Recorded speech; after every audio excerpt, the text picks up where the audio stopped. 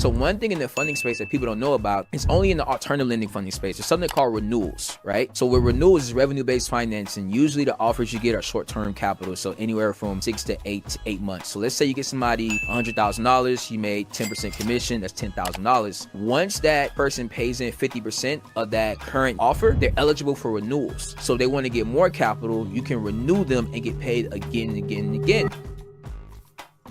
I usually think that real estate is not the only way to acquire wealth, even though people think it is. And I think it's so many other ways to get influxes of cash flow. What's your opinion on that, man? Listen, don't do it. If you have $100,000, you got person A with $100,000, person B that got $100,000. I'm not taking $100,000 and tying it up into a property. Anything that goes wrong, you have to maintain that. Taking $100,000 and investing into a skill set that you can learn, like funding, and you can make money faster, and then you could go spin the block and invest, because real estate is really to preserve your wealth.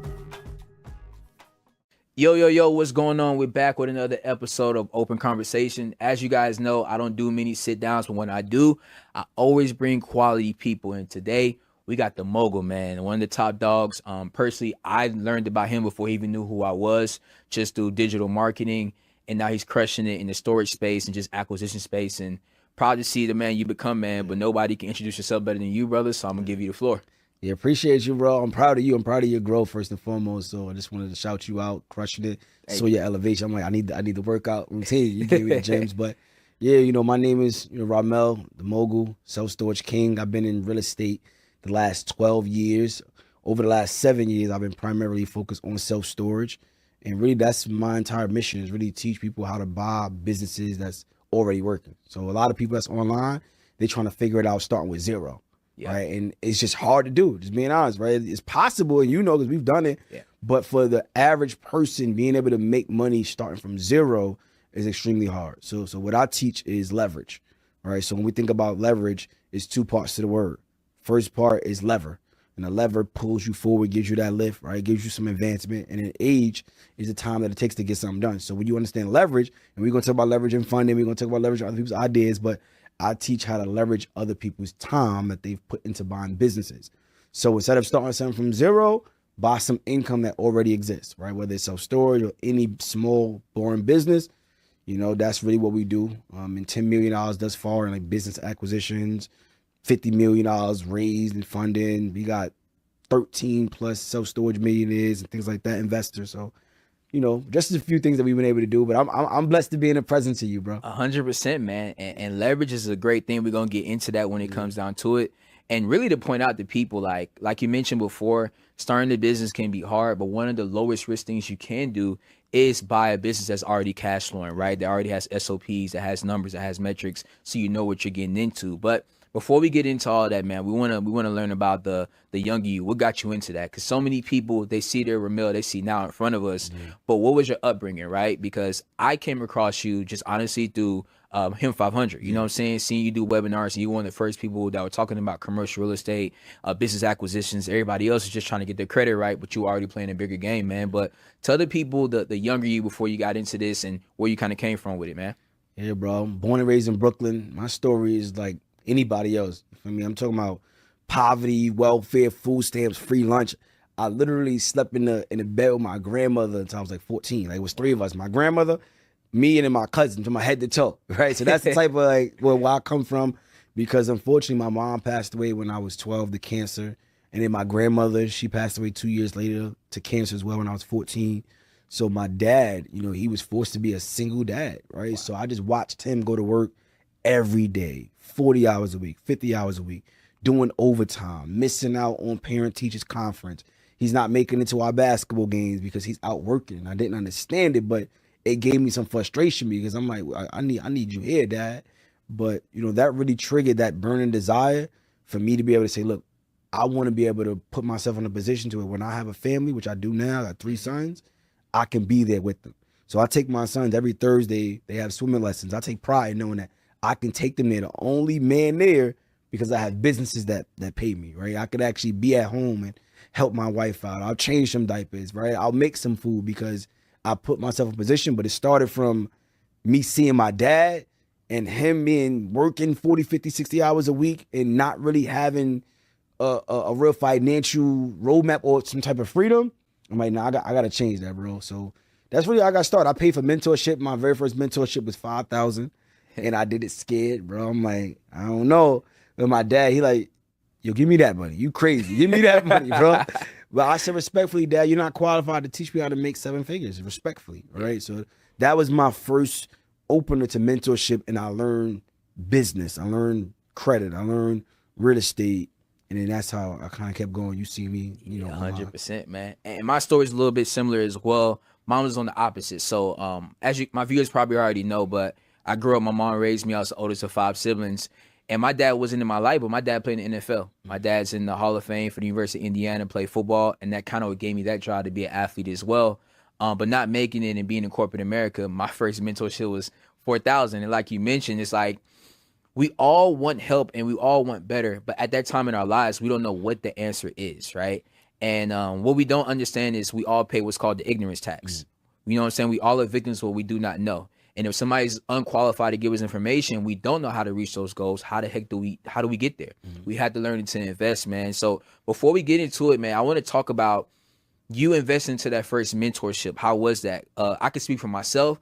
It was scary. I thought everything was a scam. Listening to people that never invested, never did anything with their life, you know, kind of made me have a limited belief.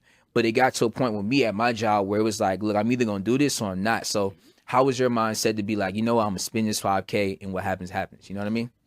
So I did it scared, right? I didn't know if it was going to work out. You already know, it's like, oh, is this going to be a scam or not? But I just knew I was not okay with settling for what I've already seen.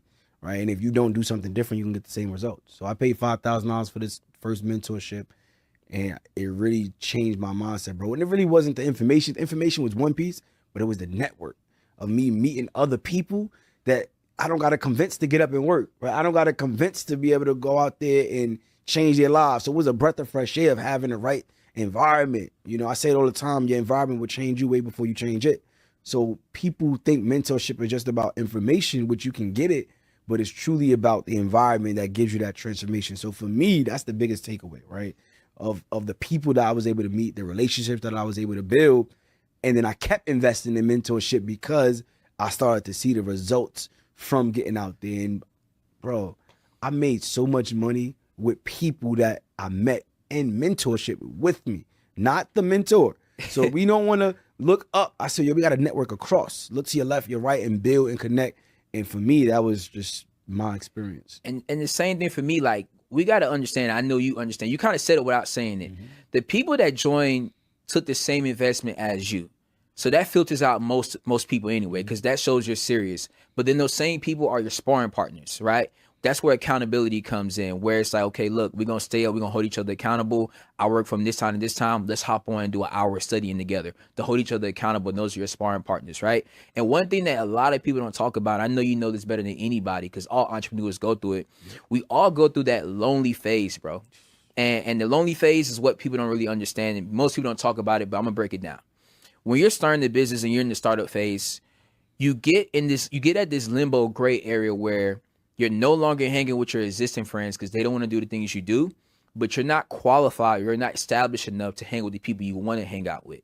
So now you're in this gray area where you're lonely and it sucks, and your family members are telling you, man, just go back to work. Why are you studying these courses as scams and everything else we hear, bro? And being able to invest into mentorship, like you said, and get around serious people that made the same investment, have the same intent, have the same goals, now shows you that you're understood, that you're not the only one that feels like that. And I feel like in entrepreneurship, a lot of us, we stay in these lonely phases and we think we're crazy when it's like, nah, we got to understand that there's only, 10% of America that's entrepreneurs.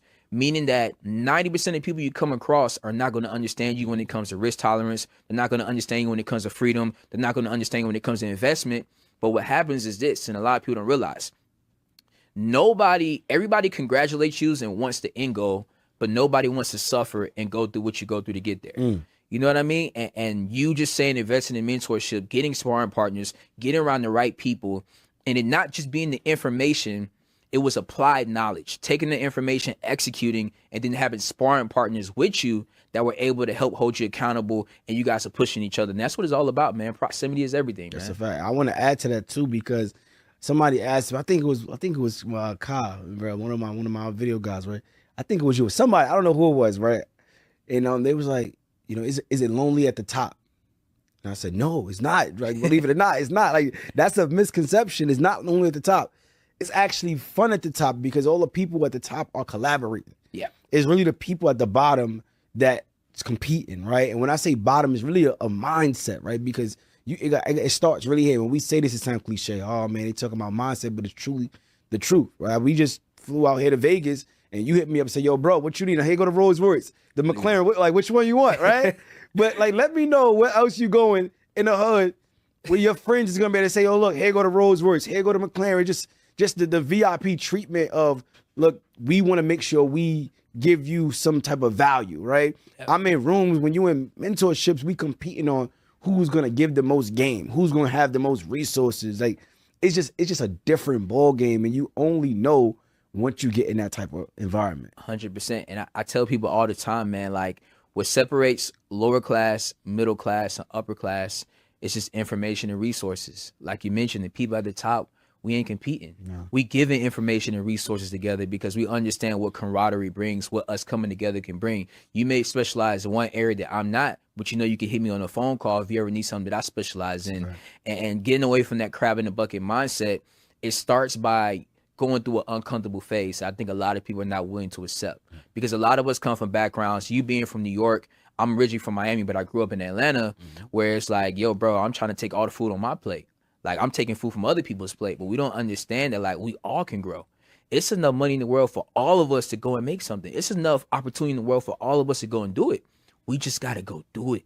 I'm not taking any opportunities on your plate. You're not taking any opportunities on my plate because there's so many ways to skin the cat. You may do something a certain way. There may be an opportunity that come your way, but it's only a matter of time before opportunity can come my way, man. I think so many people overlook that, where you can go so much further collabing with people than trying to take away or think you got to be lonely or be on your own and be solo. You know what I mean? I got to ask you a question because I love everything you said, but some people watching they not there yet, right? And I'm going to be honest, like, I wasn't there yet because I come from Brooklyn, poverty, where we feel like I got to get mines, right? And the way I get mines is to stop you from getting yours. So I want to know from you, because I'm assuming it's the same way coming up in Miami, in Atlanta. What was that aha moment or that experience that really was like, okay, I see I gotta give value, right? Yeah. And I'll share, for me, it was a book that I read. It's called The Go Giver, right? And it changed everything because coming from New York and Brooklyn, it's like, I'm a go getter, gotta get to it.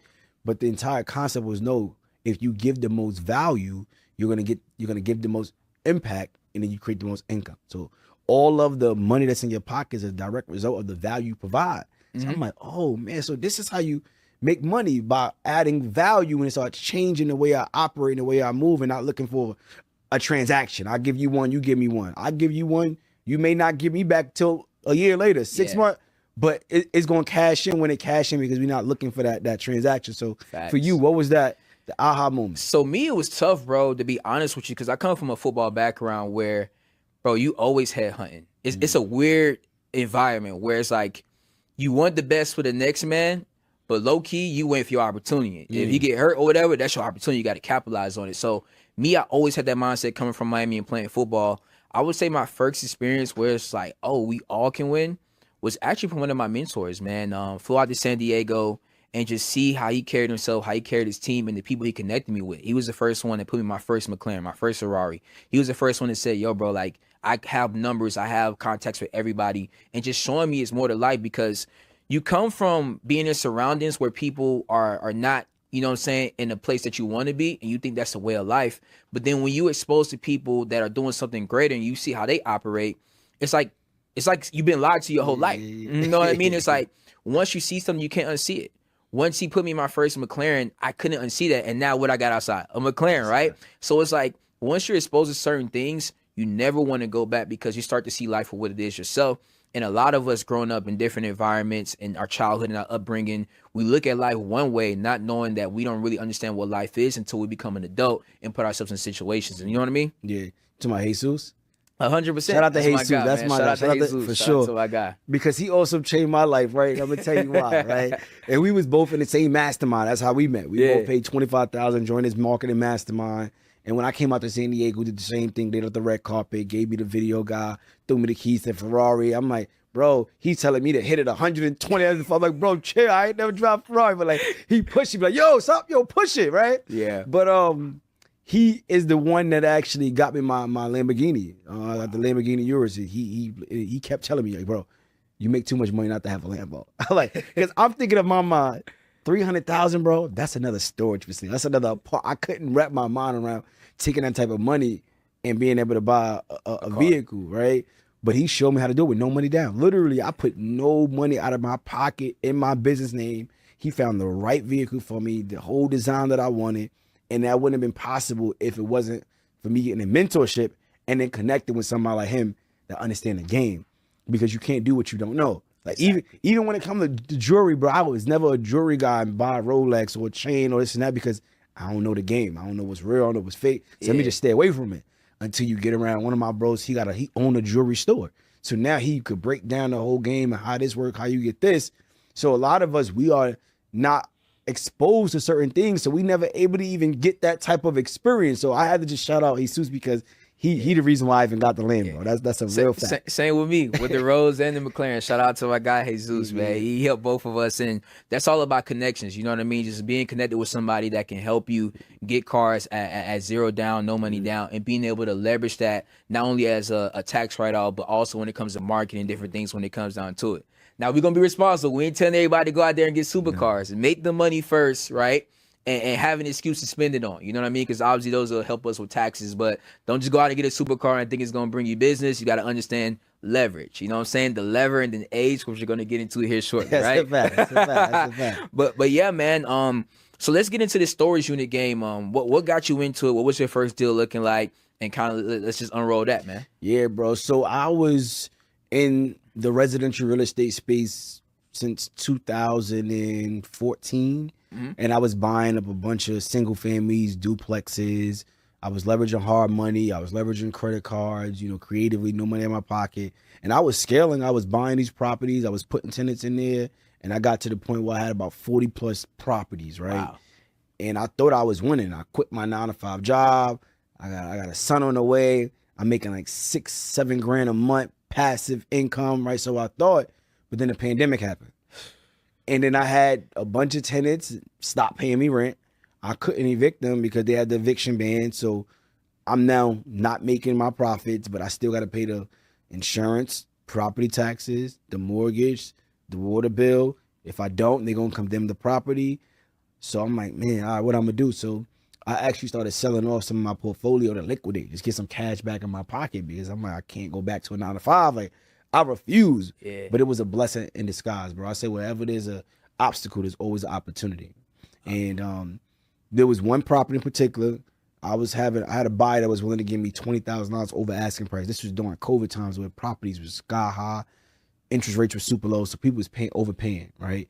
But he wanted me to deliver the property vacant to him. So I said, okay, I'll deliver the property vacant. I went to the tenant. I said, let me give you cash for keys. They go, $2 grand, just hand over the keys. You could be out. We could go. I don't care what you owe me. Let's just kind of wash our hands with it. He said, cool. Just put my items in a storage unit for 90 days. And that's what I agreed to. I started looking for storage units. Everything was sold out. I'm talking about they had a waiting list. I'm like, what's going on? Why every single storage unit sold out? Why is a waiting list? And that's when a light bulb clicked because I'm in commercial anyway. I do apartments, so I understand self-storage. So I started YouTubing, Googling. I paid $50,000. I joined the self-storage mastermind. And like that was it. I sold off that property and I went and bought an 88 unit self-storage business. That was my first one. It was $750,000. I used SBA. My down payment was like 90 grand with the closing costs and all the fees associated with it.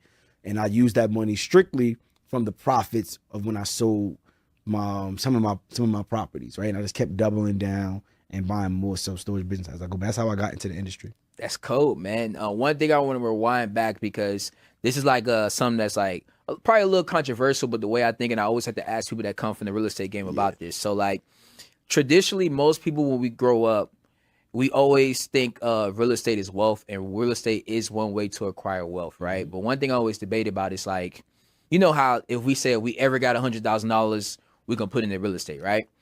And to my contrary, just being in other different avenues, do you feel like the traditional real estate route is the best option for a startup entrepreneur, or the best option to actually generate cash flow. Because when I look at the funding business, right, I can go fund a deal, make 10 points on the deal. Let's say it's $100,000 and make 10K commission, and that's profit into my pocket right now. Versus real estate, whether it's buy and hold, that's very slow cash flow, or fix and flips, there's so many components where you got to find the property, make sure you buy at the right price, get a contractor, make sure renovations, that's a whole nother hard money lender, and then being able to sell it. So I'm kind of against, me personally, against investing into real estate in the beginning until you find a proof of concept in another business. I look at it like this. Most people say that the most millionaires are built in traditional real estate or residential. I say most people probably scale or have success in another business, and the lower tax liability they invest into real estate. But that could be wrong for coming from somebody that is already in the real estate game. But I usually think that real estate is not the only way to acquire wealth, even though people think it is. And I think it's so many other ways to get influxes of cash flow to be able to invest. But what's your opinion on that, man? Listen, don't do it. That's just the bottom line. I'll be honest, like, I don't care what they say. So if you have $100,000, you got person A with 100,000, person B that got $100,000. I'm not taking 100,000 and tying it up into a property that I gotta maintain and wait for the slow cash flow. If there's a pipe that bursts, if there's something that goes out, right? Anything that goes wrong, you have to maintain that. So definitely taking $100,000 and investing into a skill set that you can learn, like funding, and you can make money faster, and then you could go spin the block and invest, because real estate is really to preserve your wealth. Yeah. Like we got it all backwards. They've been telling us, oh, this is how you build wealth. It's really how you preserve your wealth. So if you make money, then you dump it into real estate so you can get the depreciation, the tax advantages, and it holds the value, but it's not fast growth. So I'm going to A, get a skill set that I can make some money fast, or B, buy a business that's already bringing in revenue that you can scale. And that's why I love self-storage too, because people think of it as only real estate, which is real estate and a business. So I can drive revenue. Every single day, we have sales agents that's calling and upselling on different services, whether it's locks, boxes, U-Haul, whatever, notary services. Every single day, we can put money in a bank account. You can't do that with a duplex or a single family. It is what it is. It is what it is. Right? It is what it is. So let's give them. I like to give actionable steps, man. So what I want to give the people is break down your first, I would say, self-storage deal, the first one you acquire, kind of just A to Z, getting securing that. And then we'll go to the more advanced people of now, since you've been in the game for a few years, what are some ways you optimize self-storage to increase the value? Because a lot of people think that the ideal goal is to acquire this in cash flow. But I know one thing you're going to talk about, it's about exiting, improving it and exiting. Now, I don't want to take your sauce, but I'm going to let you go and explain it. Break down your first, I would say, self-storage deal to kind of let people that are interested in it know. And then let's talk about how you optimize that to exit and get that big payout a little bit later. I got you. So I'm going to give you another one, right? Yeah. I'm going to give you two, actually, kind of, because I want to give you two different scenarios on how to exit work. So I purchased a 240 unit self-storage business. I paid $850,000 for it. That was the purchase price, but I utilized SBA. So the down payment was $85,000 plus the guarantee fee, closing costs. It was about $110,000 down. Mm-hmm. I utilized a Chase business credit card, 0% interest for that down payment. So now I got 0% for 12 months. I'm into this facility. The facility was already generating $24,000 a month on the walk-in, right? Then I took it to another level. I saved about $5,000 a month in payroll because we run our facilities remotely. Mm-hmm. So back in the day, you have somebody that works at the location, they sitting there on Facebook the whole time doing stuff, but waiting for somebody to walk in. But now we have AI agents that actually answer the phones, and do the customer support, the billing, the invoices, every single thing you need. We actually do it remotely. We have AI now, but we also have call center, we have VAs, a combination of both, but we save way more money than having somebody physically at the facility. So that put more revenue into the bank. And then we do upsells, right? So we offer U-Haul, we offer locks, boxes. So I have it built in on the website. And this is some crazy game, right? Because a lot of people think that the online business model where we have a funnel with an upsell to a product and we, have a downsell, we take the same business model and we just apply it to self-storage. Bro, Well, I gotta stop you right there, bro. Because look, you just gave major game. I ain't even cut you off. Yeah. But so many people don't put two and two together, and it just clicked because I look at it in the funding space as well from a traditional standpoint. If you're somebody that can get into a traditional business model like self-storage or any traditional business model that's like caveman techniques, like it never changed, the industry never changed, and you bring new age digital marketing into those spaces, you're gonna crush because nobody's doing it, bro. I'm pretty sure you don't know anybody else that knows about funnels, upsells, downsells, even implementing AI in their self-storage business, and you giving the game. I don't want to cut you off, but I don't want the people to miss that. Like, if you can take a traditional business model and add in new age technology, new age digital marketing infrastructure strategies, when it comes down to it, you're going to win and you're going to be on top of the industry, because a lot of these traditional industries, if it ain't broke, don't fix it. They're scared to try new things. They're cool with lower profit margins and keeping everything caveman-like. But if you're somebody that can implement AI, right? Now you cut down your expenses. You're able to increase your profit margins, your revenue, and it makes more sense. But I didn't mean to cut you off, but that just clicked because that was a game changer, man. That's a game. You're right. You got to pick up the game. This is that's what the game seriously, because it changed everything, right? So just kind of, I'm going to give you a few different pieces to it. So going back to that same self-storage business that we purchased for $850,000 and utilize a Chase business credit card. So I'm in it with no money out of my pocket. It's bringing in money day one. So it's covering the down payment and the credit card and the SBA mortgage. SBA was like $7,000 a month. So I was bringing in like 16 grand a month after it was all of a sudden 16 grand a month on a business that I purchased that's already profitable. Here go the piece. I just had an evaluation done on that business, and I can literally exit for it for $1.8 million. Now, I'm not going to exit right now, but we talking about $1 million plus value added. I can exit for it and then go double down, right? Now, I have more room to make more money. That's why I'm not exiting. I want to get it to where it was about maybe 2.5. We only been in, 3 years now. So typically we like to get to that 5-year mark where we really see a lot of the growth, and then we'll exit probably 2.5 and keep going and stuff like that. But I'm going to say this piece, right? Because you are so right. It's about having the right business model. You got to have multiple streams of income, and you have to have monthly recurring revenue. People just think about, I got an online community. Yes, that's great. But self-storage or any business model, you go in and implement, and you could put together a monthly recurring model. So with self-storage, this is some of the game that we do. We think about upsell, downsell, right? We'll do a $1 special. So we'll promote it online. We got a $1 special, and now we get leads, right? That's the lead magnet. Yep. From that $1 special, we're going to have the upsells, which is a lock, an admin fee, and insurance. So we still going to make about $200 on a walk-in, right? Yeah. But to the customer is a value add because you get in the $1 moving special, whatever the case may be. Now, because we have you on that $1 moving special, we slowly increase the rents over a 90-day period. Then it goes to 6 months, but it's consistent revenue that we can get from you every single month. So I call it, really for me, is the number one subscription-based business, period. And one thing about it that the viewers may not know, but you kind of say it without saying it, it's sticky. So you having that to draw in leads, generate leads, that $1 to a consumer is like, oh, it's $1, even though there's fees. But then this is an essential service. People that put their stuff in storage, a lot of them they at least there for 6 months. I know, like you can probably look at your churn rate and you keep probably people for 6 or so months, right? So it's a sticky, essential thing to say, okay, my cost to acquire is X amount. I know once I get somebody in the door, even if I give them a discounted rate for the first month or two, I'm going to make that back because they're at least going to stay with me for the next 6 to 8 months. And like you said, having that recurring revenue is so valuable because even in my business, from the funding standpoint, right, a lot of people are just doing credit card stacking where it's just simply you find a customer, you fund them, you move on to the next one. And that can be a powerful model. But like you said, when you don't have monthly recurring revenue, you always start at zero and you always got to hunt every month. Mm-hmm. So one thing in the funding space that people don't know about, it's only in the alternative lending funding space. There's something called renewals, right? So with renewals is revenue-based financing. Usually the offers you get are short-term capital. So anywhere from, let's say, 6 to 8 months. So let's say you get somebody $100,000, you made 10% commission, that's $10,000.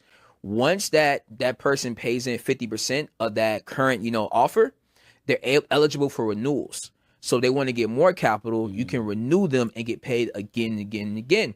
So that's our way of having some type of recurring revenue because we're selling money and people consistently need it to grow their business. So you're so right, man. Having some type of recurring revenue, that's how you build something, right? And there's no better way of doing that by having an essential offer. Self-storage is essential. People need it, right? Funding, people need money. Like small businesses cannot operate. The economy will not operate if funding is not out there for them to get acquired, right?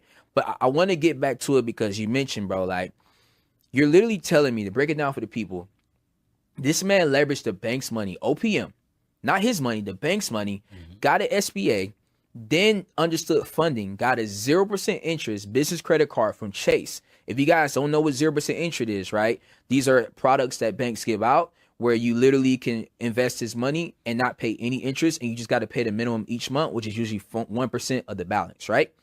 He leveraged the bank's money to then make money and profit and cash flow $16,000 for 3 years plus. And now he went from having an evaluation of, or getting in at 850 to now an evaluation of 1.8 to 2.5.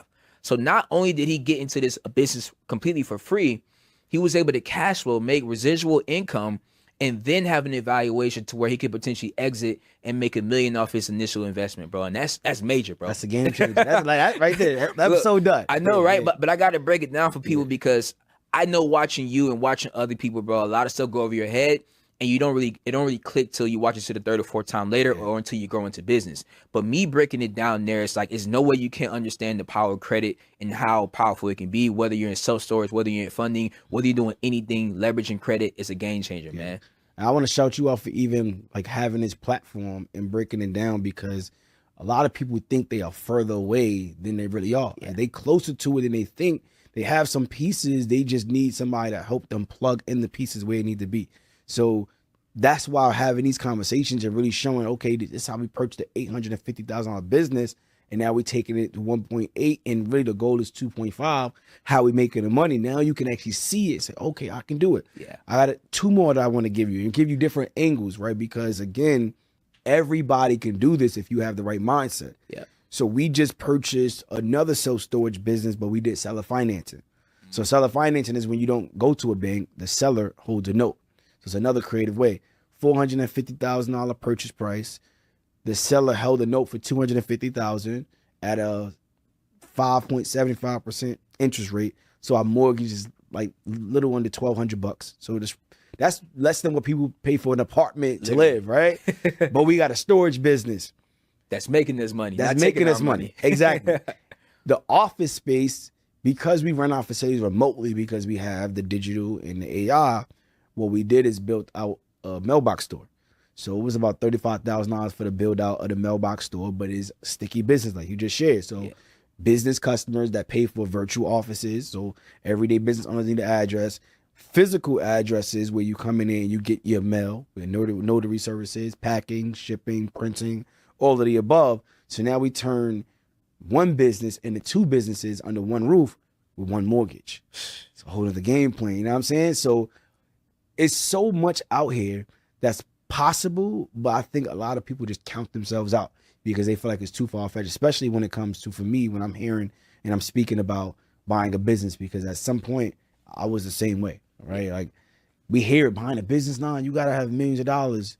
You need to have 800 credits. Yeah, it's great to have it, but you don't need it, right? And if you get the funding, you can go get funding and do something with it that you already have something proven, versus taking the funding and starting some idea from scratch, hoping that it works out. Now that 0% interest period expires and you want to hook, versus let me get this funding, let me buy something that's already working, that already have systems, something that's going to make me some real profits, and then you could diversify and take it from there. 100%, man. And that's a game changer as well, because like we talked about before, like acquiring a business is one of the lowest risk things out there, because you're buying into something that you already know about. You already see the numbers, you already see the cash flow, and now you have a strategic game plan of how I'm gonna pay this debt back, how I'm gonna pay this funding back when it comes down to it. First is like you said, man, I want to start a t-shirt business. You may think your t-shirt's dope, brother, but everybody else don't. And you 20K in the hole and ain't sold a t-shirt. You know what I mean? So that's amazing, bro. Let's talk about number 3, man. Let's talk about number 3. You say you had another one, right? So I wanted to talk about a student of mine, actually. Okay. So I kind of gave those two, and the third one is a mailbox store that one of my students purchased, right? So I tell people this, man, like, it's 10 million self-storage businesses. No, it's 10 million small businesses that's going to be sold or transferred over the next 10 years. And not because they're not making money, it's because of baby boomers and they're retiring. Yep. So baby boomers born anywhere between 1945 and 1965. So the strategy is go out and knock on doors of businesses that are owned by baby boomers, and you just never know what might happen. And one of my students, she was going to rent a car at Hertz, just a regular day. But because she got the mindset and the education of, hey, let me just see what's out there. It was a mailbox store next door to Hertz. She literally went inside the mailbox store and asked the owner if he was looking to sell.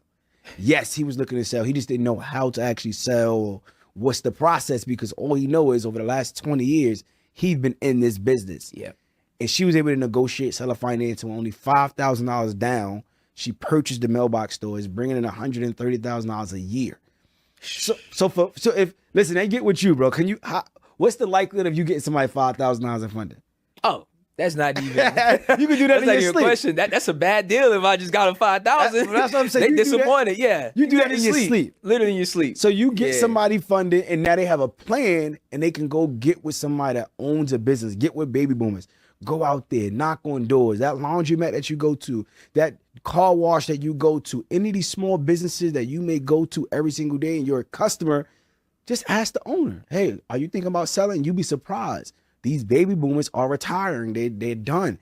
And what's even crazier, 80% of the small business owners, these baby boomers, they have no succession plan, meaning that they have no plan of how to exit because either their child don't want to do with it, they don't really know how to sell, they don't understand how to evaluate their business. So we go out there, become friends, connect with these business owners, get with the baby boomers, shake their hands, show up the right way. And this is where presentation comes a long way, communication comes a long way, building trust comes a long way. And you do that to a baby boomer who owns this car wash for 6 months, and then at 6 months he probably say, look, I like you. Actually, another one of my students, she purchased a 51 unit salon suite, and this is exactly how she did it, bro. She went to a laundromat and she asked the laundromat owner, are you looking to sell this business? Just the typical strategy that we teach, like just go out there and communicate. He said, no, I'm not looking to sell this business, but I got another business I'm looking to sell. She wasn't going for the 51 unit salon suite. She was going for the laundromat. And it just so happened, he said, here go the address, go check this out. And if you want to, buy this, we could talk about it. And she actually did. And 3 months later, she followed up with him. And he was like, oh, I didn't know if you were serious or not. She's like, yeah, I'm serious. And he said, being that you were serious, I'll really sell it to you. And she bought, it was $1.5 million purchase. It's bringing in like 20-something grand a month by walking in the door and just asking the question. Literally, bro. That's crazy with the power of just like putting yourself in the right positions and taking those uncomfortable. Imagine how many other people, if you put in that same opportunity, they would have never said anything.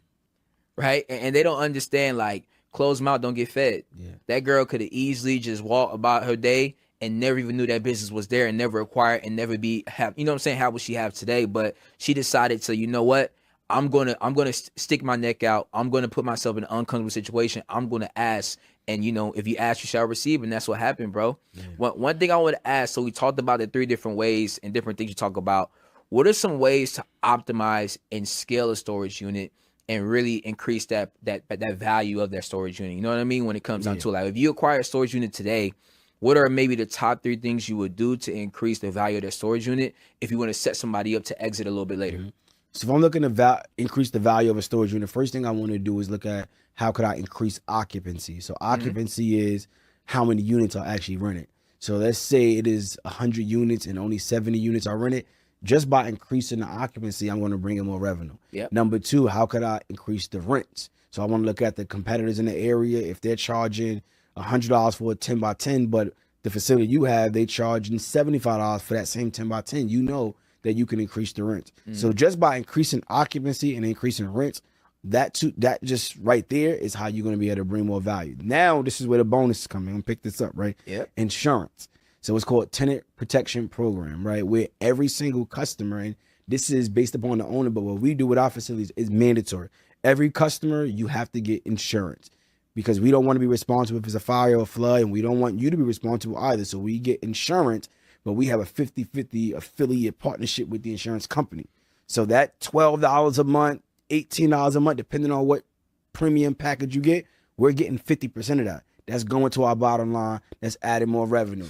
We also partner with the local moving company. So a lot of times when customers come in and they want to move their items, I refer them over to the local moving company. We got an affiliate commission on that. Yeah. U-Haul park the trucks on our facility. We don't do anything. They run everything strictly remote, got a lockbox, but we get paid commissions off of U-Haul. So with self-storage, there's so many ways for you to be able to make money and scale it. It's just about having the right business in the right location, and you can really drive it. You know, we're talking about even so this one facility that we have upstairs is an apartment. Mm-hmm. Right now it's just open, honestly. So we haven't done it yet, but the goal is to transform that apartment into a content space where people could come in there and shoot content, or we might do a co-working space. But it's so much that we could do with this asset because it's a simple business, and then we have multiple layers, and then we scale it up. Now, this is how we go. This is the exit. This is going to be the game changer, right? Let's hear it. Because when you buy businesses, yes, you get into it to get cash flow, but you really make money upon the exit when you increase the valuation. So you can buy a business for $1 million and you increase the value or increase your income. Let's say it's bringing in $10,000 a month, and you increase the value or the income to $30,000 a month. Let's say, so you go from $10,000 to $30,000 a month. Let's say it take you 2 years to do that. You can now sell that business because it's bringing in $30,000 a month. Instead of you selling it for $1 million because that's what you purchased it for, you can now exit for $3 million. So $20,000 in income every single month, $2 million in value add. Yeah. You take that, you keep going, you keep doubling down. That's really the blueprint. That's major, man. And while you're saying that, I'm even thinking in my head, because we've done it with deals before, right? A lot of people would say, okay, cool, I get the business, I acquired a self-storage, maybe I maxed out a 0% interest credit card to get it done, I'm getting that cash flow, and I'm paying down my credit cards to still making money. One thing that a lot of people don't realize too is you just acquired cash flow. So you can actually leverage that cash flow, going back to your word, to actually get more funding, because now you have a cash flow in business. Now you have P&L statements. Now you have business bank statements. Now you have financials to show, okay, this business is cash flowing, it's making money, and you can use that and leverage that to get access to more capital to fund the business. So even if you get a business, right, and you say, hey, I need more money for marketing, whatever the case may be, you can go out and leverage that business to get more funding, because I know the SBL have first lien on it, yes, but there's other things outside of that you can use that won't need liens or whatever to be able to get that done. So, bro, that's major. I'm gonna give you one more piece, just because I'm rocking with the episode right now, and I really want to get value. So it's all about being creative. When we get our SBA loans to buy a business, we also get working capital. So the SBA does give you working capital, right? So let's say you get a working capital of $100,000, right? With that $100,000 working capital, you can utilize that towards another business. So you could use one loan to leverage to now go and get another one, right? And then SBA gives you what is called an expansion. So let's say you was going to buy another storage facility within a 5-mile radius of the facility you buy. They will give you the money to buy it 0% down as an expansion on the business that you already have, because it's within that 5-mile radius. So when you understand these type of strategies, it's like you can't lose. But it boils down to education, information, and getting around the right people that actually can teach you these things because they've actually done it. That's the biggest part. That's a fact. So, but I want to ask you this, right? Because I've seen you like level up and grow, and even from when you was with Jesus, because I was watching you too. I seen you was with Jesus and moving around doing all the great things. I've seen you grow tremendously, right? So, what is the one main thing that you can contribute your growth to? Like, I know it's so many things, but if you could give one main thing of like, hey, look, this is how I was truly able to scale my business or become the best entrepreneur or be able to, whatever it is, but like if you had to just kind of put that one thing on it, what would that be? If we take away mentorship, because it's obviously going to be mentorship, right? Learning from people that have done it. I would say focus, bro. Focus, bro. I feel like in our day and age, so many people are distracted. So many freaking people are distracted. Nobody can put their phone down. Nobody can focus on what they want to do. They say they want to do it, but they're scrolling on social media watching us do it. You know what I mean? And one thing I was able to do was focus on my goals and be very, very disciplined on, you know, my schedule and optimizing my time and being stingy with my time. And that's what I think helped me. And me moving out here to Vegas or away from everybody that's in Atlanta allowed me to focus and grow, bro. Because when you focus and you really focus on the goal, you gain so much clarity, bro. You gain so much clarity and you have the opportunity to focus on what's going to drive the business. And that's one thing that's been able to help me, man. And just being consistent, like being able to tell people no, bro. Being able to tell people no is one of the toughest things. Before I started making money and now I'm making money. I give you an example. When you're trying to come up, telling people no when they want to go hang out, they want to go to the clubs, and you're like, nah, man, I'm gonna focus. I got some course modules I gotta watch. Now I'm gonna focus. I gotta open this LLC. I gotta go do this. I gotta go do that. Right? That's hard when you got your day ones that want to go out, drink and party, especially when you're young. You know what I mean? And then on the other side that people don't talk about, because they think once you make money, you get a little bit of establishment. They think it's all good, but then you got to have that uncomfortable conversation with loved ones and being able to tell them no. Because sometimes, I don't know about your family, but I can speak to mine's. They don't understand the struggle. They don't understand that money comes with problems. And yeah, I'm making money, but I got bills too. I got people I got to take care of, right? And money don't fall out of trees. I still got to get up and grind. Yeah, I leverage, going back to your word, to make my time worth more than yours, but I still got things I got to take care of, right? So being able to tell family no was a very, very hard thing for me, because my family's from the Caribbean, the Bahamas, and being an islander is a little bit different. You know what I'm saying? They kind of look at it as turning your back on them, but it's not necessarily turning your back.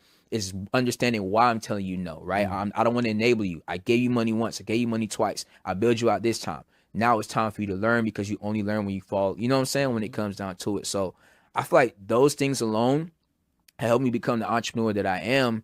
And then, like I said, just being disciplined, bro. Like I live by a very tight schedule. Like I told you, I'm waking up at 5 a.m., going to the gym, my flow state, focusing on my business, because I understand those are what's going to help me become a better entrepreneur, not just hanging around doing whatever the case may be, bro. So I would say that, bro. No, that's good, bro. I love that you said focus, because I learned this when I was very, very young. My dad took me to a seminar and they said focus stands for fulfilling obligations consistently until successful. And the key word was like consistently. Yeah. People get started and then they stop. They get started and they stop. I was speaking to one of my homies like a minute ago, right? Because he kept talking about he not getting the results. And I'm telling the plays, I'm telling him what he need to do. 1 minute he a wholesaling real estate. The next minute you out in the streets hanging out. I was like, bro, you got like pick a lane. Like which one you gonna do? You gotta be in it. You gotta be consistent. And a lot of people don't want to be seen starting from the bottom. I think that's like, we want to be out the gate. Yeah, got the Lambo, got the roads, and I built my brand. No, that's not how it go. We got to start from the bottom and be okay. I see it's like that phase when you growing your hair out, that nappy phase. Yeah, like, I don't got phase, growing the beard out. Yeah, whatever. that's it. Like it ain't the best, but I'm going through the process. Like it's okay. Like go through that process, because the truth is, you going through that phase is where you build all the character. Yeah. That's where you build the muscle. That's where you build the strength. That's where you build the capabilities to receive and really be able to keep the blessings that you're going to get, that money that you're going to make. Because you can make the money and then you lose it because you wasn't even a person that really, that's why you see rappers hot today going to market. Even athletes, like athletes that's in making money. You next thing you know, you out the league just because you ain't even have the right mindset. You didn't earn the right to become that person to receive those blessings. So yeah, man. I like that. And it's a couple of things that can probably help the viewers out there. Of how I think of things when I'm going through stuff, right? And it's just a mindset shift. That's all it is, bro. When something is hard, like in life and entrepreneurship, whatever the case may be, instead of looking at it like, dang, this is hard, why me? Look at it as if this is hard. I know most people are not willing to do it. Thank God it's me, because I'm going to get the benefits of going through this hard stuff. And I know 90% of people are not going to go through it. Because to become that 1%, we got to do what 99% of people are not willing to do. And I think entrepreneurs and people that want to, have greatness don't understand that. You're going to naturally be misunderstood. You're going to naturally have to do things that most people are not willing to do, but that's why you are the elite. You know what I mean? Mm-hmm. And another thing when it comes down to it, like getting started, that a lot of people don't understand is this.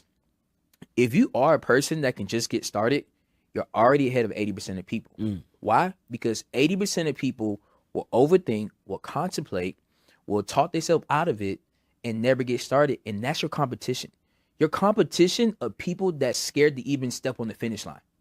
And you already running. You may be slow as hell, but you already running. You already running. They didn't even get started. So by the time they get started and think that it's possible, you already ahead. Then they see a Ramel, then they see a Stead. But it's like, bro, I started 3 years before you even thought about doing it.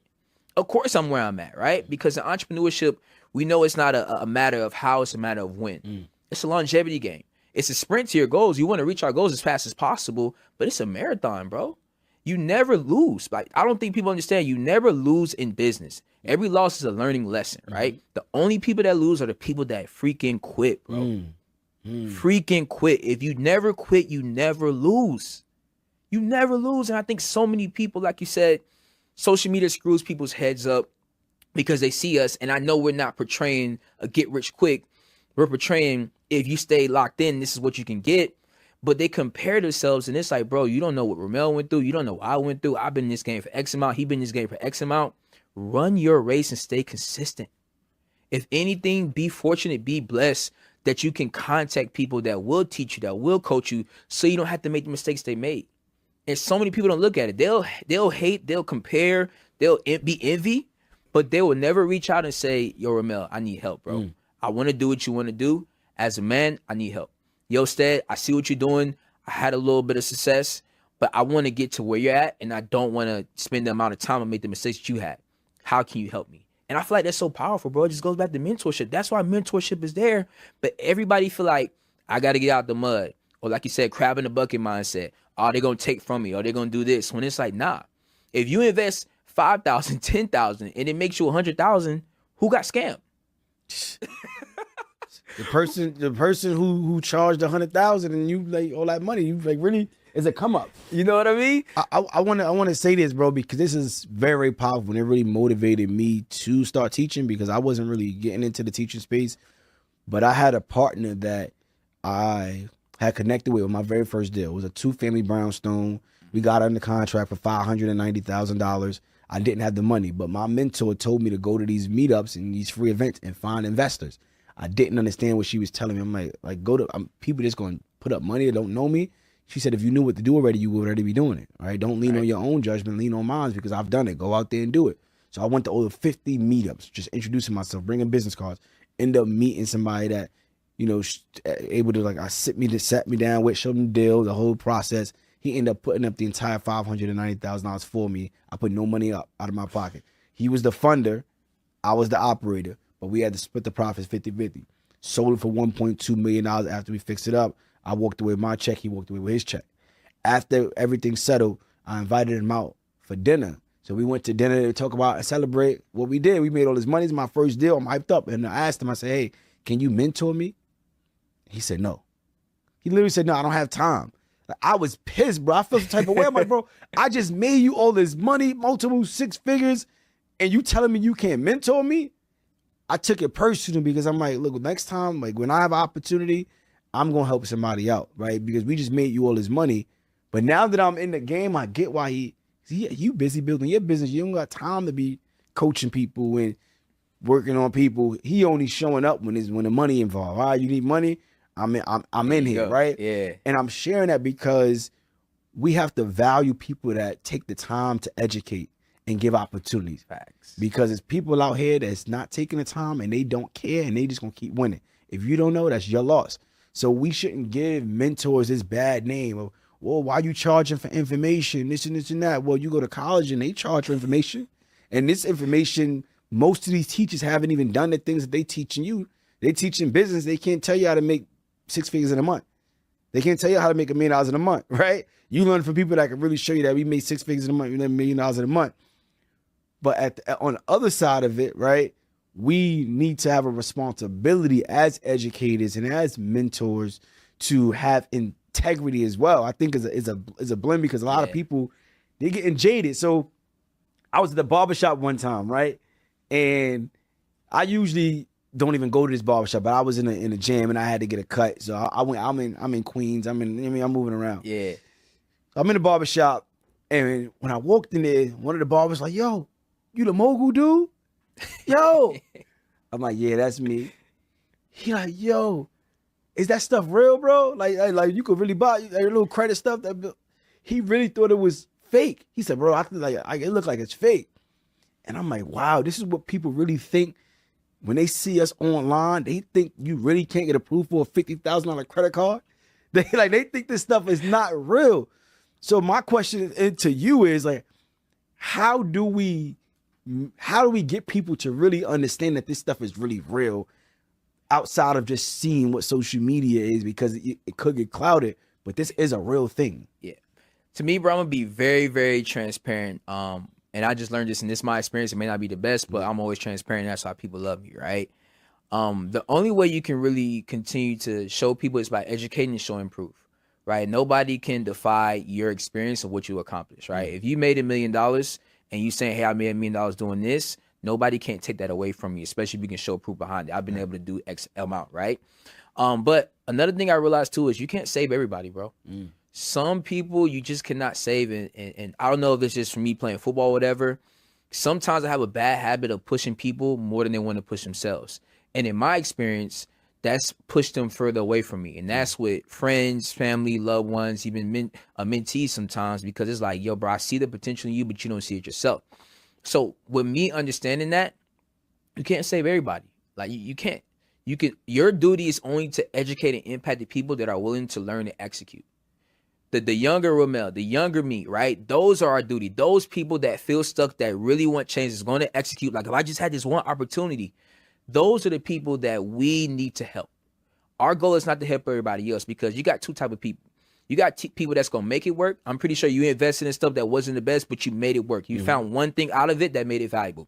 And then you got people that's going to try to prove that it doesn't work. And with those people, they're always going to win, because you can prove something doesn't work just by not doing anything. I can give you $1 million blueprint, but if you don't take the first step and you say, oh, it doesn't work, you win. So it's not a thing of how do we help those people. It's more so attracting the people that want to be helped. And the people that don't want to be helped, I'm gonna just tell you this: you gotta look in the mirror. You gotta look in the fucking mirror. Excuse my language, but that's the truth. You gotta face yourself as a man or a woman and hold yourself accountable, because it ain't Trump's fault why you broke. It ain't the economy. It ain't school. It ain't jobs ain't paying enough. It's your ass. You're not holding yourself accountable. You're not doing what needs to be done. You're not taking sacrifices, and you thinking the world owes you something. The world don't owe you shit. Like, I'm sorry to get passionate, but that's the truth, bro. And I think so many people like try to like escape that, and you can't. You gotta look in the mirror, man. Because at the end of the day, on our deathbeds, we can't blame our mothers, we can't blame our friends, we can't blame cousins, we can't blame our business partners. We can only blame ourselves for the life that we live and what we accomplished and didn't accomplish. Why? Because every day we wake up with a decision. It doesn't matter where you start at. You have a decision to do better. You have a decision or opportunities to take advantage of. And everybody is not born with money. Everybody's not born with talent. But one thing you cannot train, one thing that's always going to be there, is effort. I don't care if you're starting with a 500 credit score. There's a way to fix that. Are you going to use that as a disadvantage, or are you going to say, okay, let me get started? Because a year from later, that credit score can look different. I don't care if you have no money out of pocket. If you got good credit, there's ways to get funding. You know what I'm saying? I don't care if you came from a background of knowing business. There's mentors out there that will help you get into a business, that will help you make money in a business. So what's your excuse now? You know what I mean? You make too many excuses. Not enough deposits, man. Not enough execution. No, I love everything you said, bro. It's just to echo it, because you're completely right. We shouldn't have to go out there and convince nobody, right? And I found myself convincing people, to be honest with you, because like I want it for you, because I want you to get the experience of what I feel like being able to do what I want and not what I can. It's like different going out and being able to really do the things that you truly love, without having to worry about, okay, how much it costs and how long I could stay there. And like, it's just different, right? And I really want my family, my friends, and just my community, people around me. But at the same time, I can't force you. I can't. Literally. All I can do is just be the reflection, be the light. And if you want to jump on board, that's just really how you decide to do it. 100%, man. I got two more things, bro, that I've been dying to ask you, bro. First one is going to be like, what are some mistakes to avoid? So like I mentioned, I always like actionable steps, and looking back, I feel like a lot of coaches and people in our space, or at our, like, you know, at our level, they highlight the highs, but they don't talk about the lows and what to actually avoid. Like we talked about it before off camera, focusing on one thing, not investing into 20 different things at once, especially in the startup phase. So that's the first thing. And a lot of people don't know. We're gonna talk about this after. Bro, you've been killing it with webinars in the digital marketing space. I know you don't talk much about you're a silent killer, so we're gonna get to that. But let's go to adding value, and what are some mistakes you would say that you would tell somebody to avoid, especially in the startup phases when it comes down to it and understanding business? Number one is mindset, and it sounds cliche, but you have to allow the business to work on you before it works for you. Like when you are working on this business, right, and things are not going right, and you have to problem solve. Like for me, I had to become a better communicator. Yeah. And I didn't understand this. I thought once I get the money, I get the money. No, the business was working on me and helping me become the person I needed to be for the business to start to work for me. The next thing I would say, once you understand that, when it comes to getting access to capital, please do not go out there and take on more money than you could manage and maintain. I don't care if it's for a mortgage. I don't care if it's for a car loan. I don't care if it's business credit. Take on what you have a plan for. Because this is what happens. I see it too many times, man. I've seen students of mine and they'll get $180,000 in funding. It's like, oh, I got $180,000 of funding. Cool. All right, what's the plan? We don't really have a plan. Well, this is I gave you the blueprint, but you're not following the blueprint, right? So if you truly don't have a proof of concept where you made money to some degree in the thing that you are going to get funding for, I would say, listen, you show some that you could make some money, that you got some proof of concept around that. And the last thing I would say is don't take shortcuts, because when you take shortcuts, you get cut short. I learned that myself. I learned that my damn self, man. Just moving too fast, and when the money's coming in, it's easy to hide what's not working. It's easy to hide like the leaks in the bucket, right? Because you just making so much money and you taking shortcuts. No, you just got to go through the process, and that's it. Do it the right way. Track everything, document everything, get contracts signed. Don't do homeboy business. It is what it is. You my homeboy, but look, we got to get this on paper. People will run off and play games with you. Facts. Yeah, it's all people. Everybody got stories. Oh yeah, it was all good until now. Now we got a whole nother story. So get everything on paper, document everything. And one of my teachers used to say this to me back when I was in college. He would say, CYA. Cover your ass. That's it.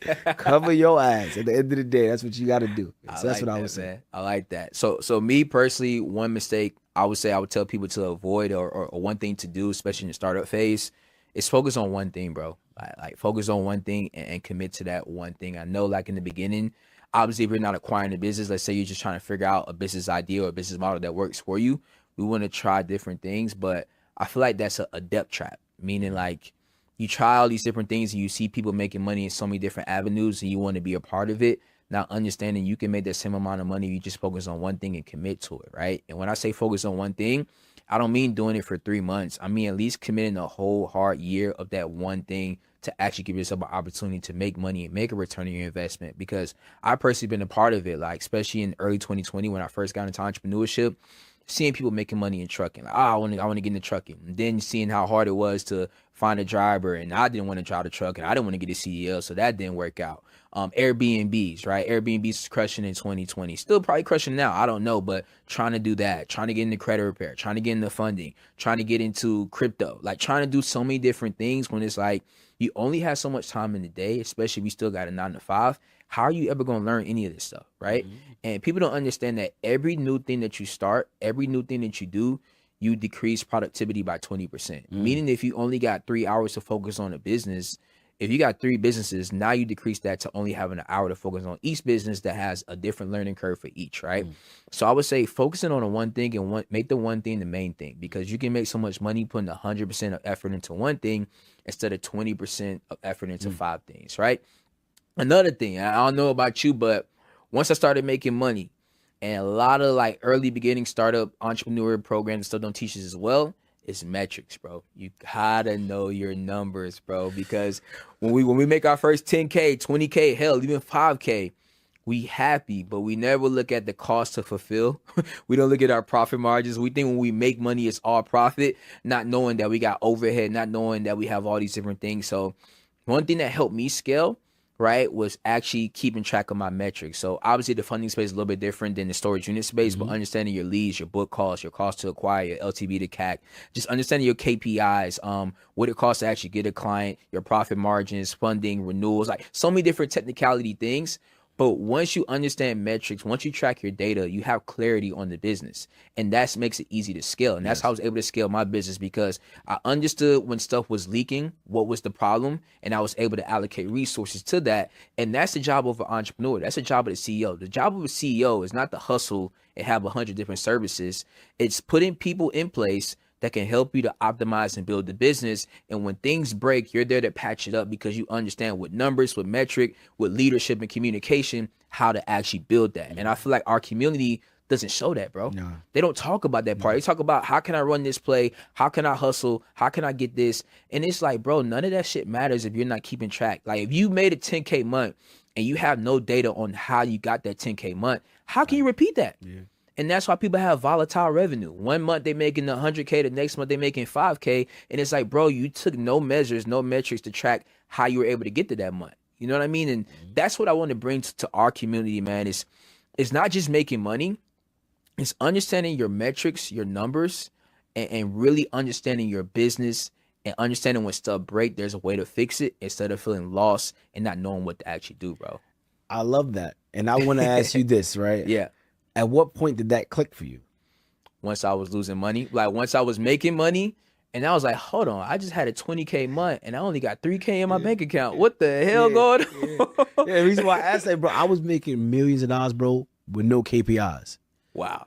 Like literally, like none. You know what I'm saying? So you gotta go and make some money and be in business to really realize these things that we're talking about. When we start saying KPIs and we saying LTVs and we saying CPLs, a lot of these terms most people are not familiar with until you get in business. But once you get in business, it's important for you to truly be a student of business so that you can duplicate it, and now it's predictable.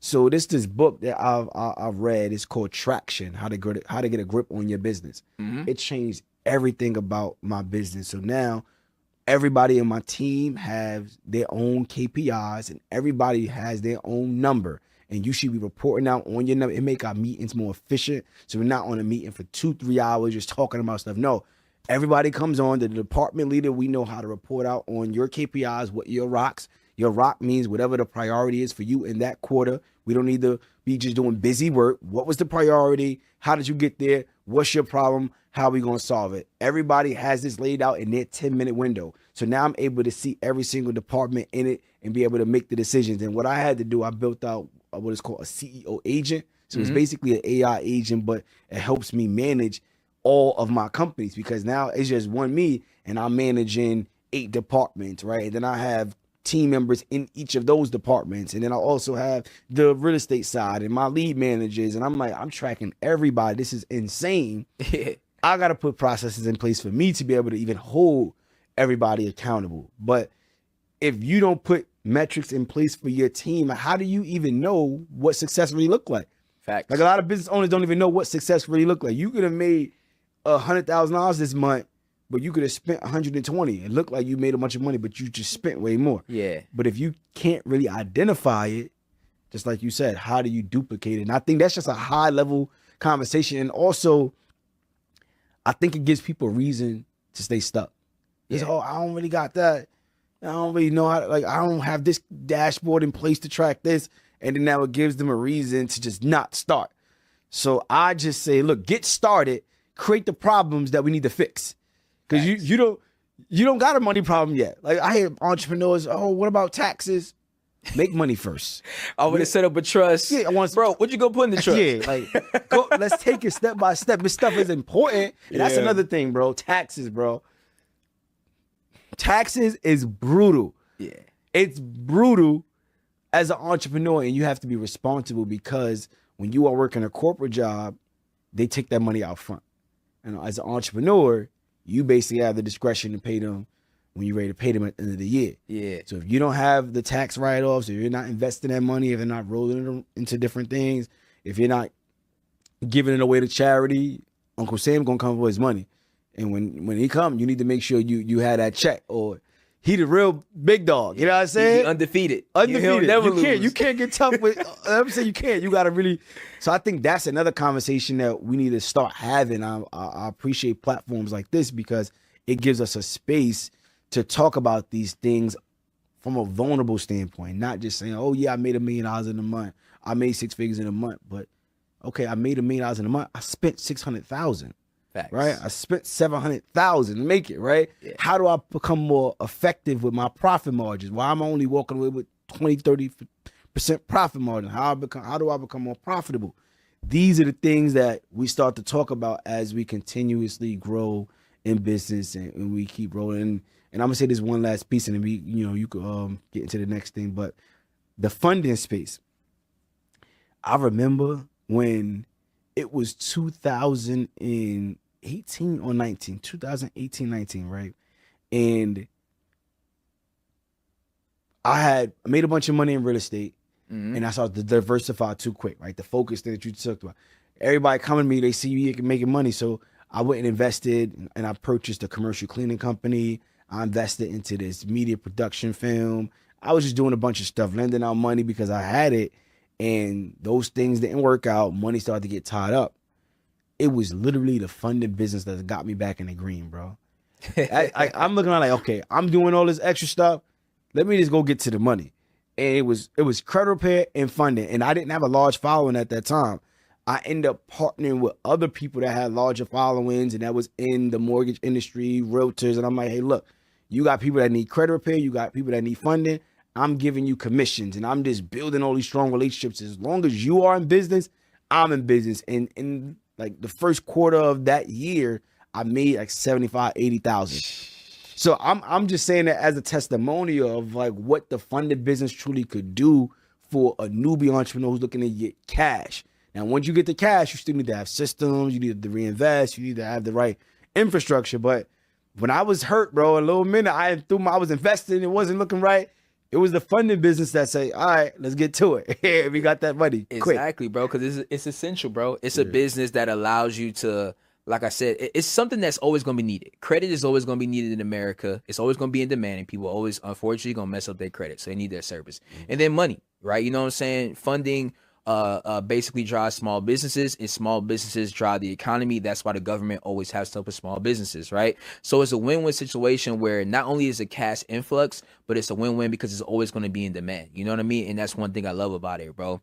But one thing I want to break down before we wrap this up, and I know you probably want to mention this. Maybe most people don't ask you about this, but I knew about you as a coach, hosting webinars, doing challenges before people were even on that. And one thing I noticed about you, bro, is like, you're a silent killer. Like you're somebody that may not be mainstream, even though you have a big following. Like you're not gonna hear your name every single where, but you crush it silently, and you're one of the heavy hitters. And you're one of the first people I seen do it back in the recession proofs days when it comes down to it. So kind of break down like your 8-figure framework when it comes down to it, because right now we have a 7-figure coaching program, right? And I'm doing webinars, and I'm crushing webinars, and I see like now it's probably not as easy as it was back in 2021. Online trust is at an all-time low, but webinars is a way to be able to help you, you know what I'm saying, be able to acquire more clients and build trust online. But what are some strategies you use to actually build, your coaching program, or just being able to get your name out there and build your brand over time? Great question, bro. And just before I even get into the numbers of it, right? I take pride. I help a lot of people like online, a lot of people that you may know online. We run their back end, right? Help them make a lot of money implementing these strategies and systems. But, I say I don't really look for the credit. I want the cash. You know what I'm saying? Like, you know what I mean? You can keep the fame. I want the fortune. That's what I want. So I take pride in that and not really getting into the mess, but really just being known for doing the work. But, it's a few frameworks, right? One, we have the low ticket funnel. So a lot of people, they just do the free webinar, which I'm gonna get to the free webinar, but the low ticket funnel is really a game changer, bro, because you get people to pay you already.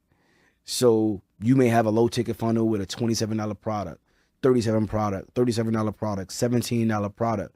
But once you have somebody that pay you, that's a more qualified person because they paid you already. It's intent.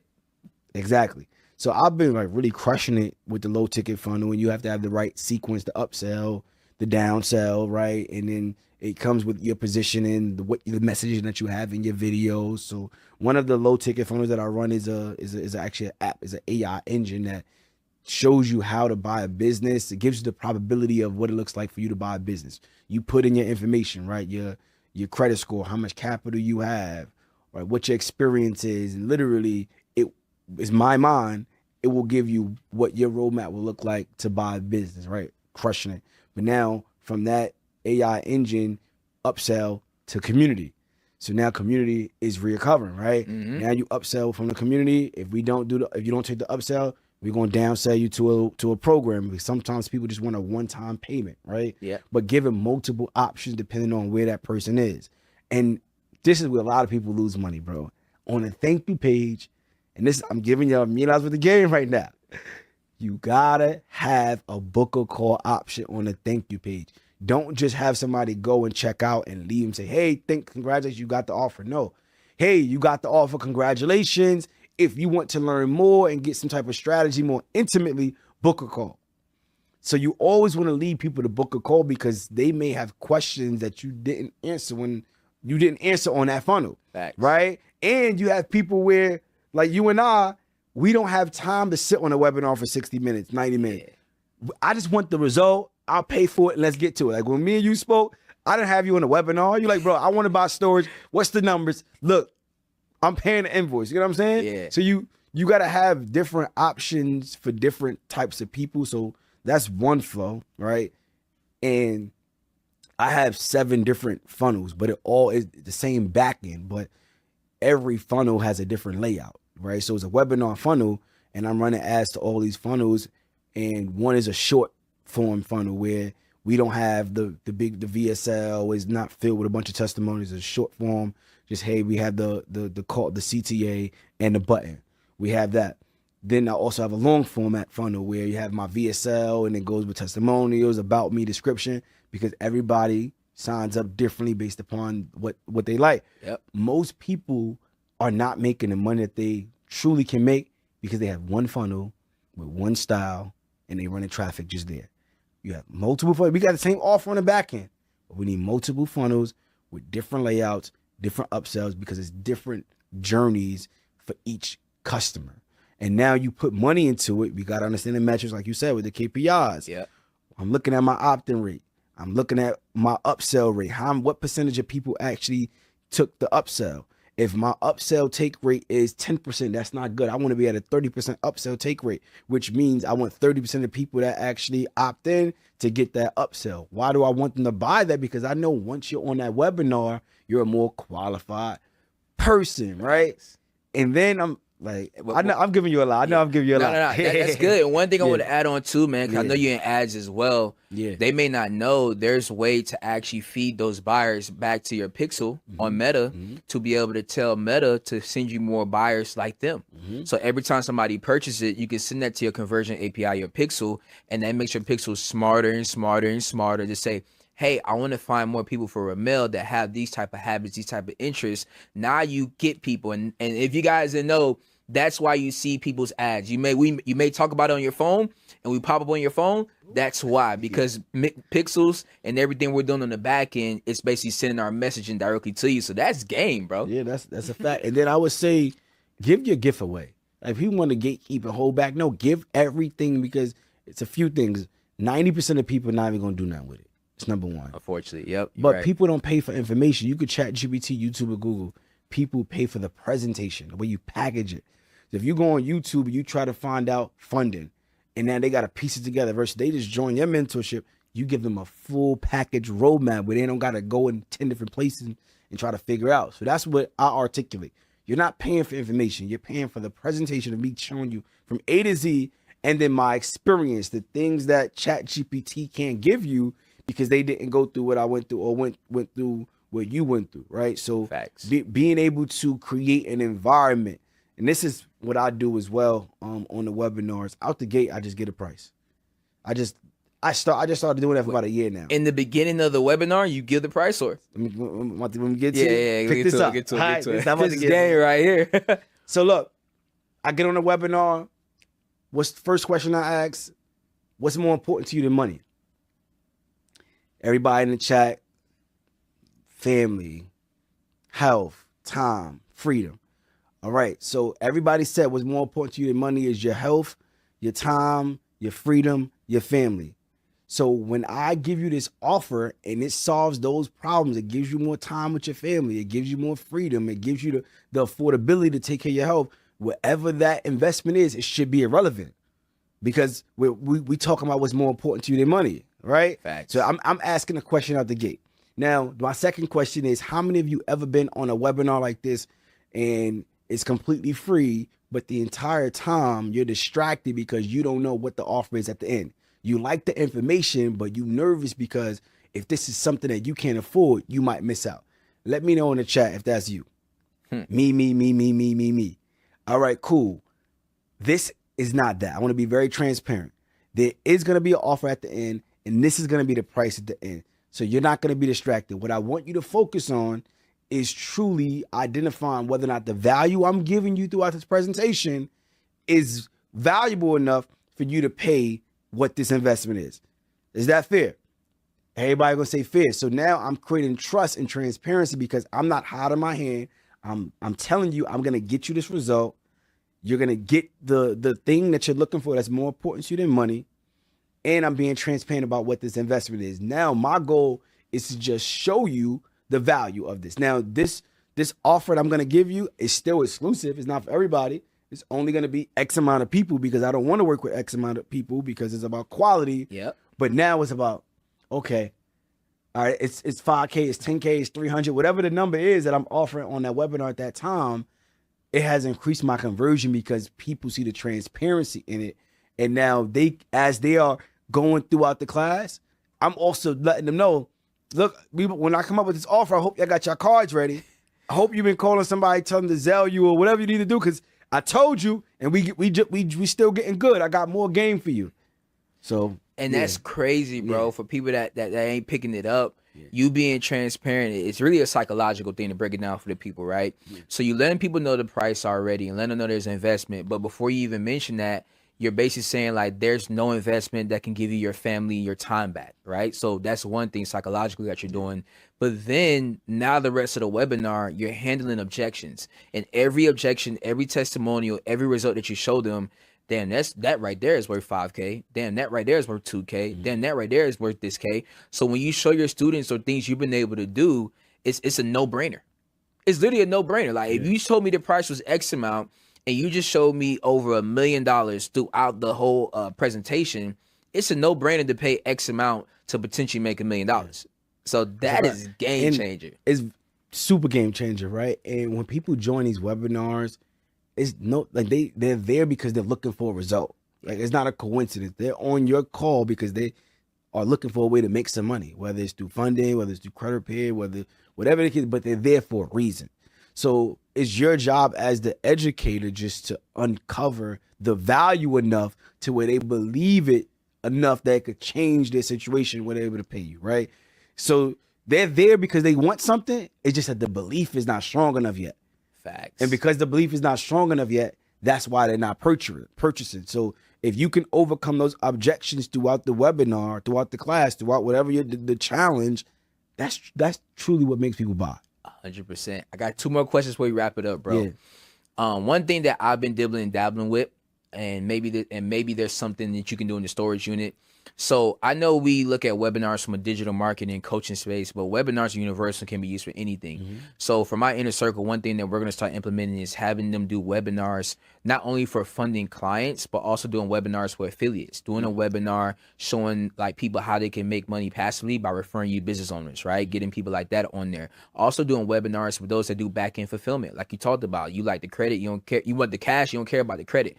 How many other people in the funding space are great at fulfillment, can get somebody 100K in a minute, but they may not be the best marketer? Now you can run webinars to other funding companies who are great marketers but don't know back end, and now you can have a pipeline of people that are interested in your offer. And this is B2B, business to business, so they'll pull out their car in a minute if it makes sense versus a consumer.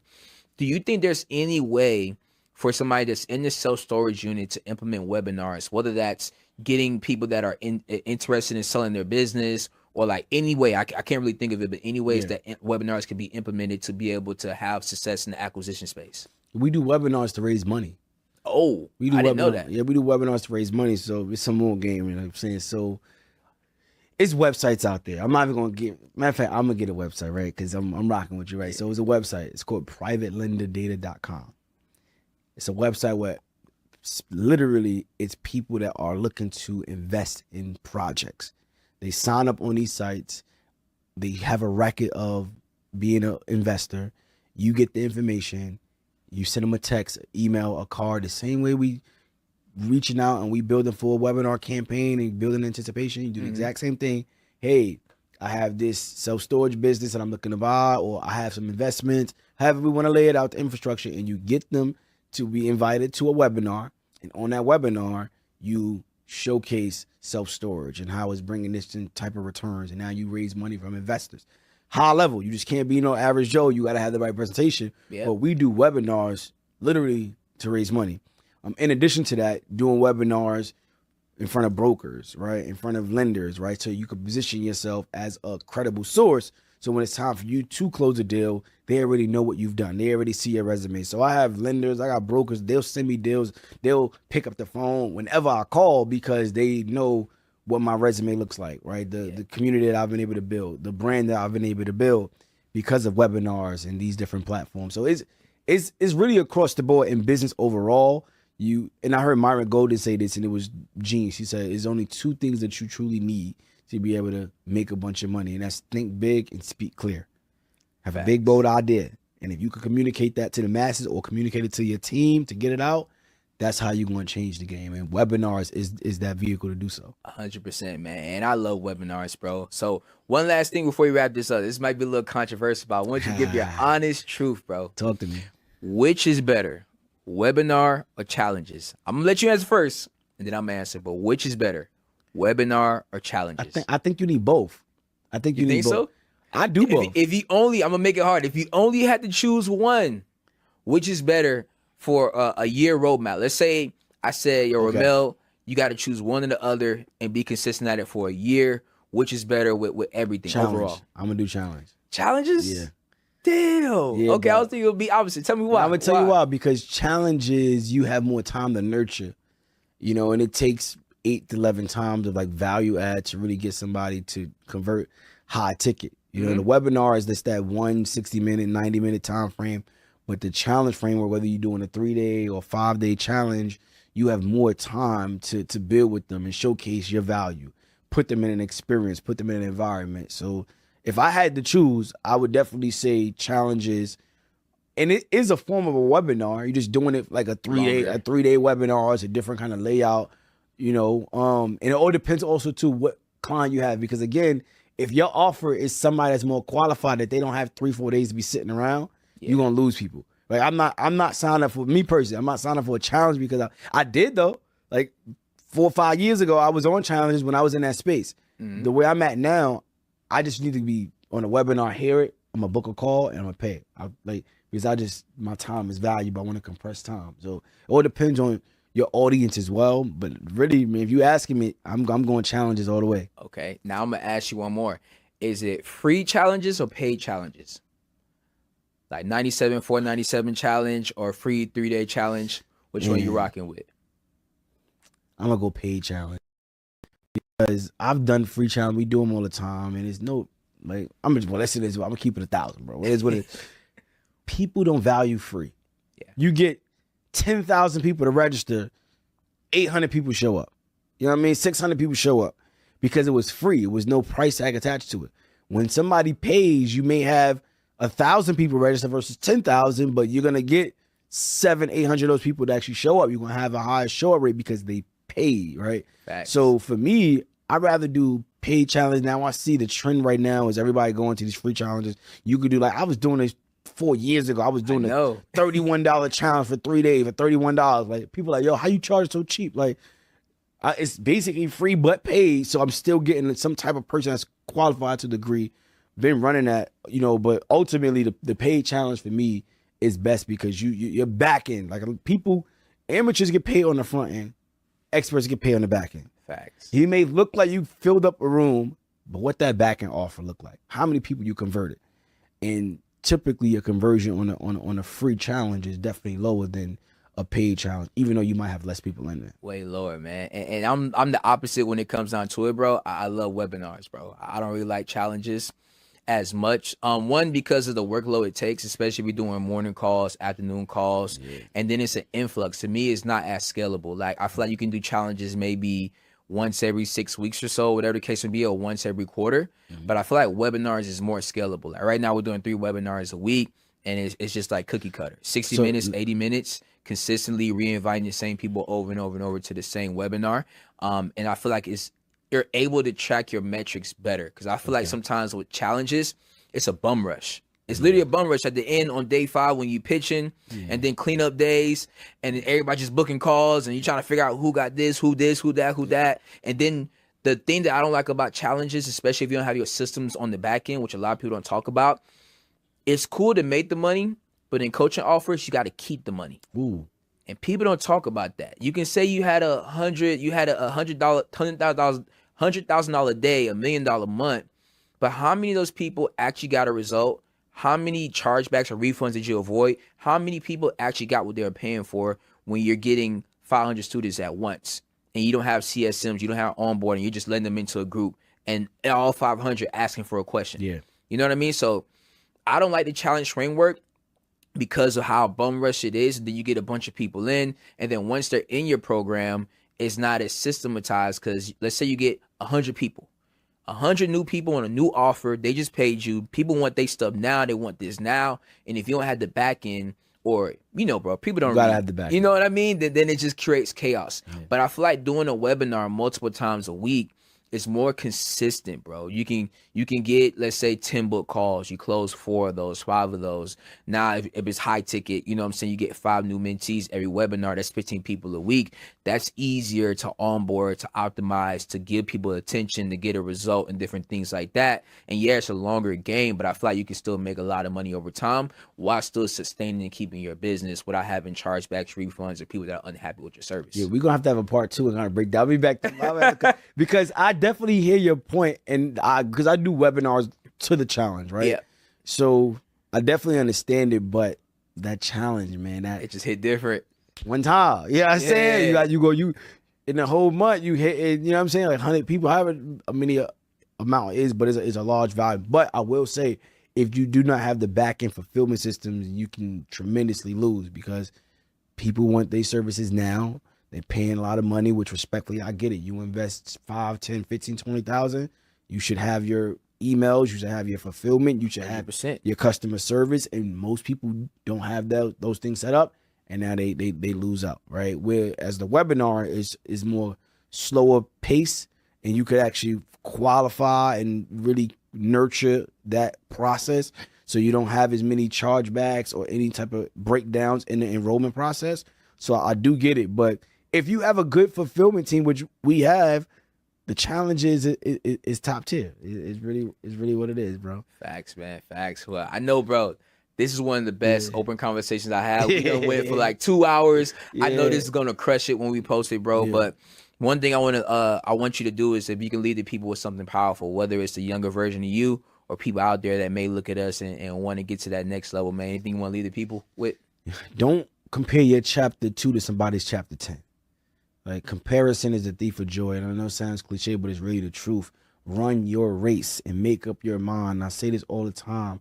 The most powerful thing in the world is a made-up mind. When you make up your mind to say, I'm going to do X, Y, and Z, anything that's not in alignment with your assignment is irrelevant. Don't let nobody get you off your track on your race. And I've been a victim of it, because we get the shiny object syndrome. We get the fear of missing out. Like, you do stocks? You in the stocks? Nah, not at all. But see, at one point I'm seeing everybody with day trade. I'm like, let me go over that. I said, nah, you know what I'm saying? Crypto, it's like, you start to feel like you missing out, you know? So I'm happy that I stay 10 toes down in what I'm doing, because like you said, you'll make way more money just perfecting the craft that you are in and keeping your blinders on. That's what I would have shared to my younger self, and anybody that's just looking to grow and scale as a person, an entrepreneur. Run your race, and that's it. Don't fall off course watching other people. My grandmother used to say this real quick. She used to say to me, how can you eat when you watching other people's plate. You're gonna miss your mouth. Right. So if you got a plate and you trying to eat, but you looking over there, it's like you gonna be dirty messy because you watching what everybody else do. Get your plate, eat your food, run your race, build your table until you ain't gotta introduce yourself no more. People want to be at your table and find a seat because you built up from the ground up. Hey man, let's leave it with that. I've been good. He's been great. I appreciate you coming on, bro. This is one of the best episodes out there, and hopefully we inspire others to be better than us, man. Let's get it. That's a wrap.